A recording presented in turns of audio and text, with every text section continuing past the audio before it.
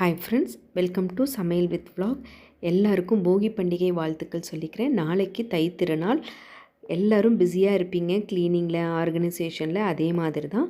So நாளைக்கு பொங்கலுக்கு தேவையான வெஜிடபிள்ஸ் எல்லாமே நான் என்னென்ன வாங்கிட்டு வந்திருக்கேன், ப்ரிப்பரேஷன் விலாக் மாதிரி இதை நான் எடுத்திருக்கேன்.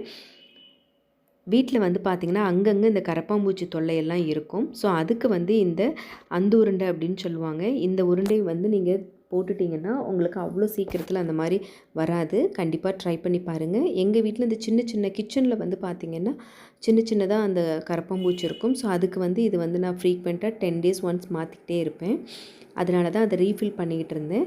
பொதுவாக பொங்கலுக்கு கேரட்லாம் யூஸ் பண்ண மாட்டாங்க, நானும் யூஸ் பண்ண மாட்டேன்.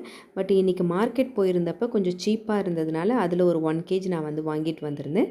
பொங்கல் அப்படின்னாலே மெயின் ஹீரோ வெஜிடபிள்ஸில் பார்த்திங்கன்னா நாட்டு காய்கறிகள் தான். ஸோ அதனால் நாட்டு காய்கறிகள் பாதி ஆல்ரெடி வாங்கிட்டு வந்துட்டேன். இன்றைக்கி சாட்டர்டே வாங்கிட்டு வந்ததை கவர் பண்ணியிருக்கேன். மஞ்சள் பூசணிக்காய், மொச்சக்காய், இது 2 தான் ஹீரோ ஆஃப் த குழம்பு அப்படின்னு சொல்லலாம். ஸோ பொங்கலில் கண்டிப்பாக அந்த மொச்சக்காய் இருக்கணும். ஸோ எல்லாருக்கும் எங்கள் வீட்டில் பிடிச்சதுனாலும் கண்டிப்பாக அது இருக்கும். ஸோ அது வாங்கிட்டு வந்தாச்சு. அதை க்ளீன் பண்ணணும். அது ஒரு பெரிய ப்ராசஸ் தான். பட்டாணி எப்படி நீங்கள் உரிப்பீங்களோ அதே மாதிரி தான் இதையும் உரிக்கணும். டேஸ்ட் ரொம்ப சூப்பராக இருக்கும். ஸோ வெஜிடபிள்ஸ் எல்லாமே அடுக்கி வச்சாச்சு. அடுத்து சக்கரை பொங்கலுக்கு தேவையானது தான். சக்கரை பொங்கலுக்கு தேவையானது நெய், முந்திரி பருப்பு, திராட்சை, இது தான். ஸோ சாமி கும்பிடும்போது ஃப்ரெஷ்ஷாக வாங்கிட்டு வந்து தான், ஆல்ரெடி யூஸ் பண்ணாதது போடணும். அதனால் நான் கொஞ்சம் கொஞ்சமாக சின்ன சின்ன 100 கிராம் பேக்கெட் தான் வாங்கியிருக்கேன். நெய் 1/2 kg அமுல் பிராண்ட்லேருந்து எடுத்திருக்கேன். வெல்லமும் 1/2 கிலோ உருண்டை வெல்லம் எடுத்திருக்கேன். அச்சு வெல்லமும் போடுவோம், பட் எது அவைலபிளோ அந்த மாதிரி நீங்கள் பார்த்துக்கோங்க.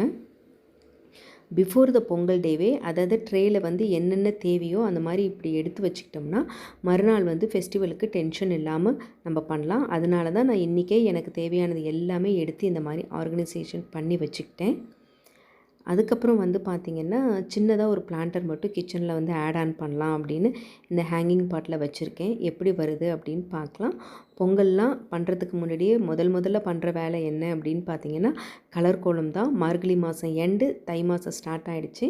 ஸோ கொஞ்சம் கலர்ஸ் எல்லாமே வாங்கிட்டு வந்திருந்தேன் கலர் கோலம் போடலான்னு. அதையும் இந்த மாதிரி குட்டி குட்டி கண்டெய்னரில் கொட்டி வச்சுக்கிட்டேன். எங்கள் வீட்டுக்கு என்னென்ன தேவையோ அது மாதிரி நான் ரெடி பண்ணியிருக்கேன். ஸோ முதல் நாளே இந்த மாதிரி எல்லாம் பண்ணும்போது நம்மளுக்கு மறுநாள் ஒர்க் ரொம்ப ஈஸியாக இருக்கும். இந்த விலாக் உங்களுக்கு பிடிக்கும் அப்படின்னு நினைக்கிறேன். பிடிச்சிருந்துச்சுன்னா லைக் பண்ணுங்கள். இதே மாதிரி இன்னொரு இன்ட்ரெஸ்டிங்கான விலாகில் பார்க்கலாம். தேங்க்ஸ் ஃபார் வாட்சிங். See you again.